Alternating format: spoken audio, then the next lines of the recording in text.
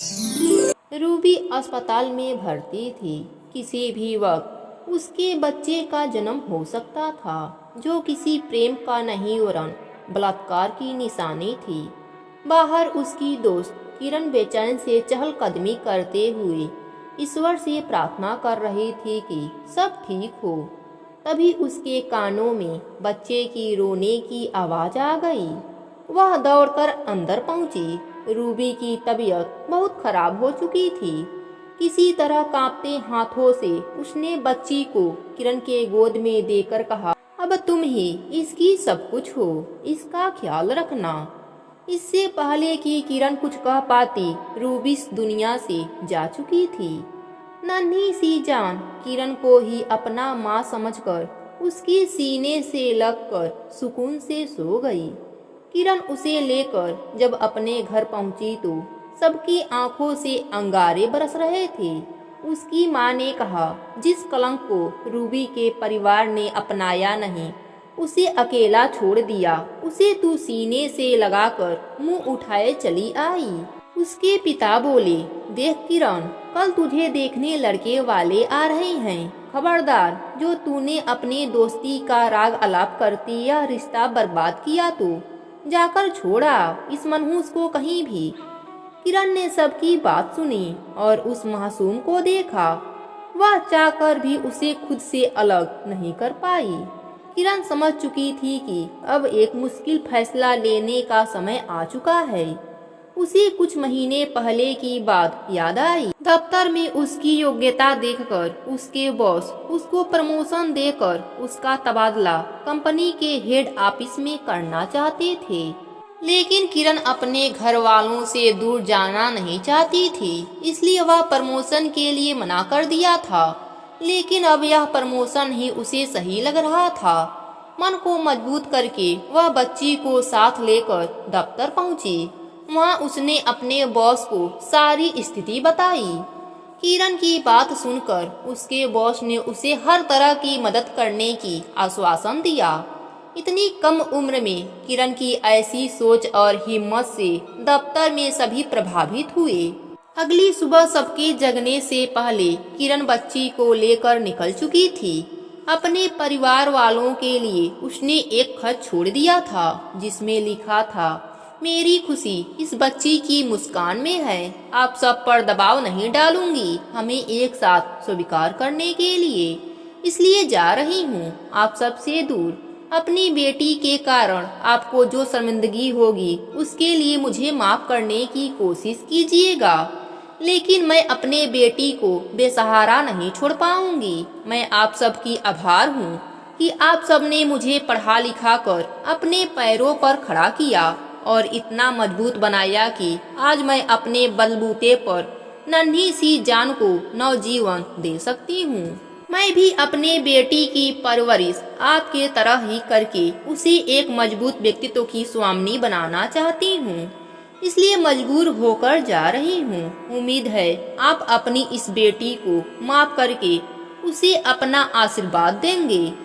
जब किरण ने शहर पहुंचा तो दफ्तर की ओर से उसके नए घर में जिस मेड का इंतजाम किया गया था, वह उसे लेने के लिए रेलवे स्टेशन पर मौजूद थी।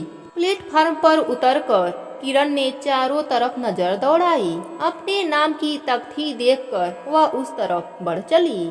उस मेड का नाम शांति था। दोनों घर पहुंच गए।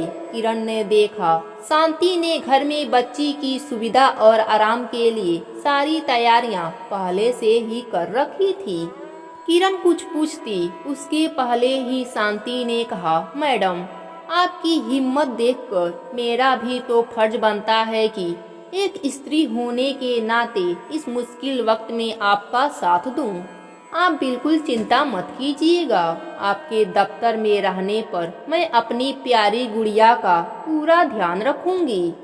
ईश्वर के आगे हाथ जोड़े हुए किरण सोच रही थी कि किसी ने ठीक ही कहा है कि अगर नेक नियत से कोई काम करोगे तो ईश्वर खुद किसी न किसी रूप में साथ देने आ जाते हैं।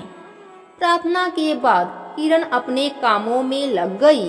भगवान की कृपा से दिन अच्छे बीत रहे थे। बस कभी कभी किरण को परिवार की याद आने पर किरण रो लिया करती थी। आज दफ्तर में किरण एक फाइल में उलझी थी कि चपरासी की आवाज से उसका ध्यान टूटा। वह बोला, मैडम, कोई अमित नाम का व्यक्ति आपसे मिलने आया है, आपके शहर से है। किरण ने दिमाग पर जोर दिया, लेकिन उसे याद नहीं आया कि इस नाम के व्यक्ति को वह जानती है। फिर भी अमित को अंदर आने के लिए कहा। अमित के अंदर आने पर किरण ने नमस्ते कहते हुए कहा, क्षमा कीजिएगा, मैंने आपको पहचाना नहीं। अमित ने कहा, मैं वही हूँ जो आपसे मिलने आने वाला था शादी के लिए, लेकिन आप घर छोड़कर जा चुकी थी। यह सुनकर किरण चौंक गई। उसने कहा, क्षमा कीजिए, पर मैं मजबूर थी। अमित ने कहा, जब हम आपके घर पहुँचे तो आपके पिताजी ने हमें आपकी लिखी चिट्ठी दिखाई। मैं तो उसी वक्त तय कर लिया कि अब आपसे ही शादी करूँगा। बस इतना वक्त लग गया परिवार वालों को राजी करने में, क्योंकि मैं चाहता हूँ हमारी बेटी को उसके सारे बड़ों का आशीर्वाद और प्यार मिले, तिरस्कार नहीं। किरण हैरान होकर उसकी बातें सुन रही थी। अमित ने फिर कहा, माफ कीजिए, आपकी मर्जी जाने बिना उस बच्ची को हमारी बेटी कहा। अपनी आंखों की नमी को छुपाते हुए किरण बोली, नहीं, आपको माफी मांगने की कोई जरूरत नहीं। मेरी मर्जी वैसे भी मेरे माता पिता के मर्जी में थी। मैं जानती हूँ कि वह मेरे लिए कोई गलत फैसला नहीं लेंगे, पर आपसे आज मिलकर, आपकी बातें सुनकर उन पर मुझे और भी भरोसा हो गया है। आज मैं बहुत खुश हूँ कि मेरी बेटी को माँ के साथ पिता का भी प्यार मिलेगा। अमित ने अपने माँ को फोन लगाया। माँ, आपकी बहू मिल गई है और उसने हमारे रिश्ते के लिए सहमति भी दे दी है। बेटा, कहाँ है मेरी बहू? बात करवा मेरी उससे। किरण से बात करते हुए कहा, बेटी, तुमने जो हिम्मत दिखाई है ऐसा शायद ही कोई कर पाए। मुझे गर्व है तुझ पर। मैं तुम्हारा और अपने पोती का बेसब्री से इंतजार कर रही हूँ, जल्दी आना। उनकी बात सुनकर किरण को तसल्ली हुई कि यह सच है, कोई सपना नहीं। तब तक किरण का भी मोबाइल बज उठा। स्क्रीन पर अपने पिता का नंबर देखकर वह डरते हुए फोन उठाया। उधर से उसके पिता की आवाज आई, बेटी, मुझे माफ कर दे। आमतौर पर माता पिता बच्चों को सही रास्ता दिखाते हैं, लेकिन इस बार अमित बेटा ने अपने माता पिता को सही रास्ता दिखाया है। अपने घर लौट आओ बेटी, मेरी नातिन को लेकर। तुझे उसके साथ विदा करने से पहले जी भरकर उसके साथ खेलना चाहता हूँ।